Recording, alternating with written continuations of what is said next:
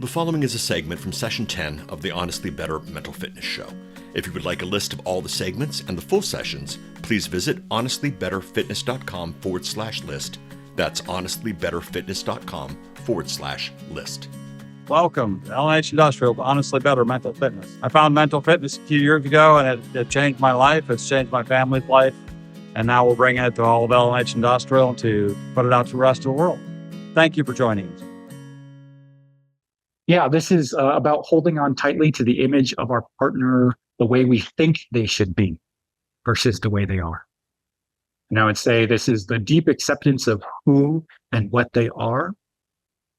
First, I would explore that, right? Like explore it deeply and make sure that you actually know it's not just you're seeing the shadow side of it.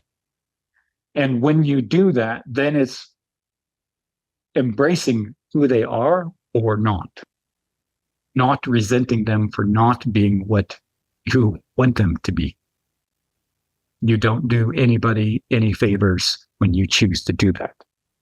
Let's fully embracing they're a chaotic, disordered mess and a creative person that has all sorts of ideas and is courageous and isn't afraid to fail and comes with all this other stuff. It's beautiful. It's who they are. And you embrace that, or you say, I can't live with somebody that's in a chaotic mess. And maybe you find a compromise in there or you don't, but it's about letting go of your expectation of desire of what you would like to be, them to be, and accepting what they are or not.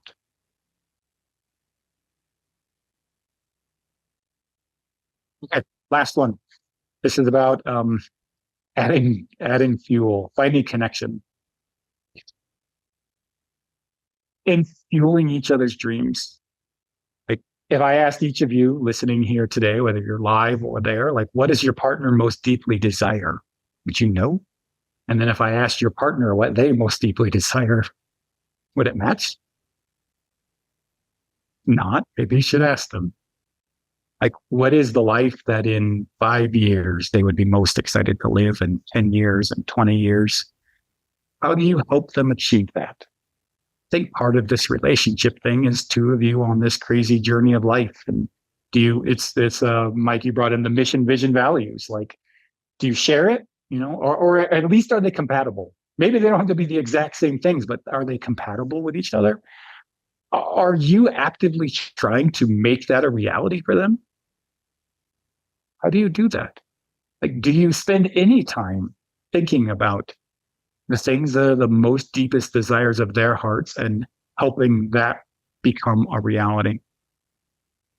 If not, my guess is you would probably desire that from them. How do you find connection and joy on a regular basis? Something brought the two of you together. What was it?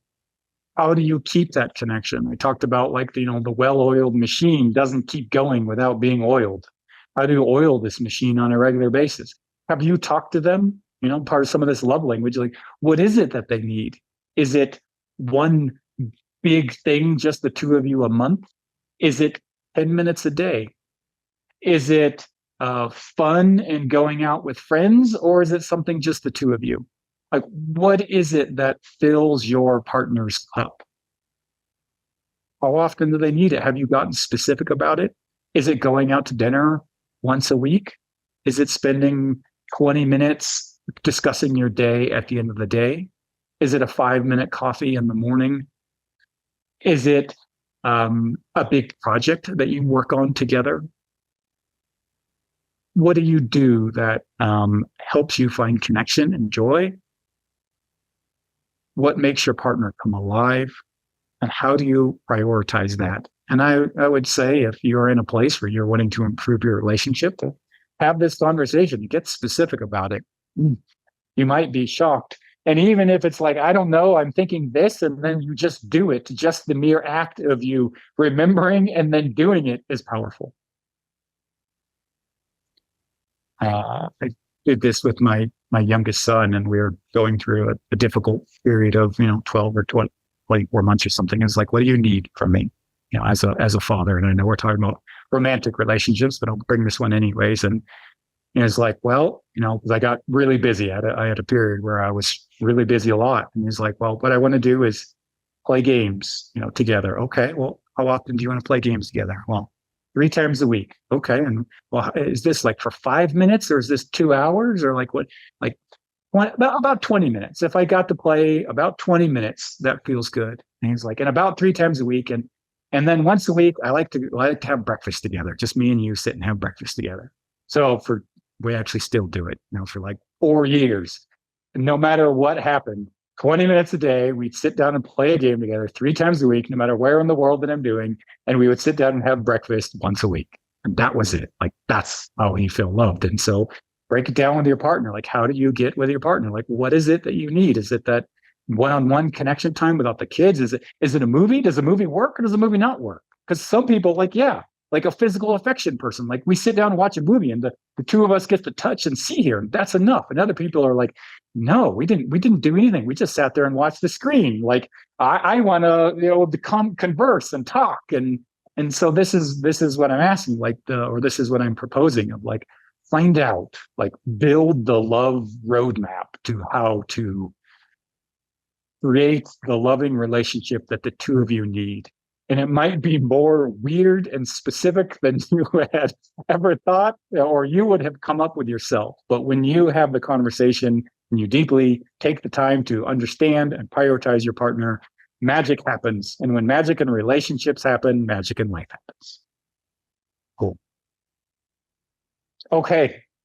That's it. I think I got a final closing of, like, how do you want to live? Our goal in this journey to becoming more mentally fit is about pursuing the things that are meaningful and worth pursuing in life. What kind of relationships do you want to create? What kind of life do you want to live?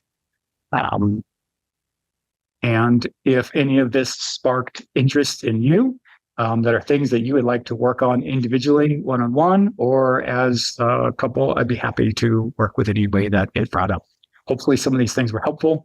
There are 5 things, but there are many things, and there are general and they're specific. And I thank you for your time. And I hope it helps everybody's relationships out.